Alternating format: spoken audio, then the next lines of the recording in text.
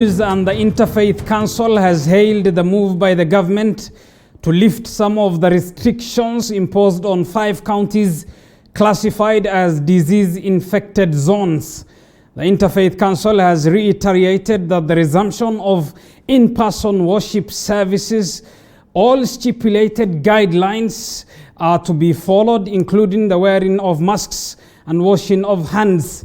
Worship services have also been capped at 120 minutes. Mwangi Maina has more. The Interfaith Council has insisted on the need for observing COVID-19 containment measures as stipulated by the Ministry of Health to the latter. The Council says places of worship could be avenues for spreading the disease if congregants let down their guard. The in-person worship can resume in all regions following the 1/3 capacity of the places of worship.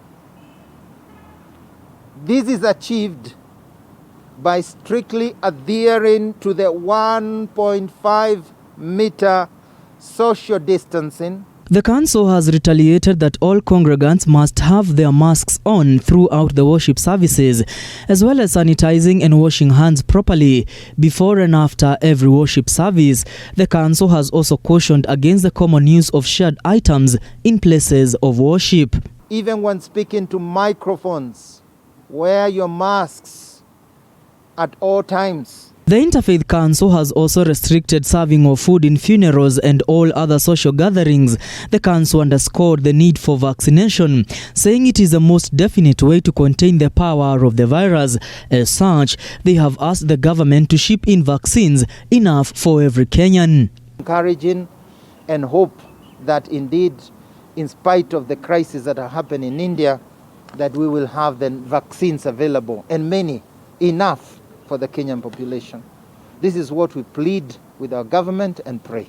Worship services have been capped at 2 hours, and only 1/3 of the capacity of the place of worship is allowed in at any moment.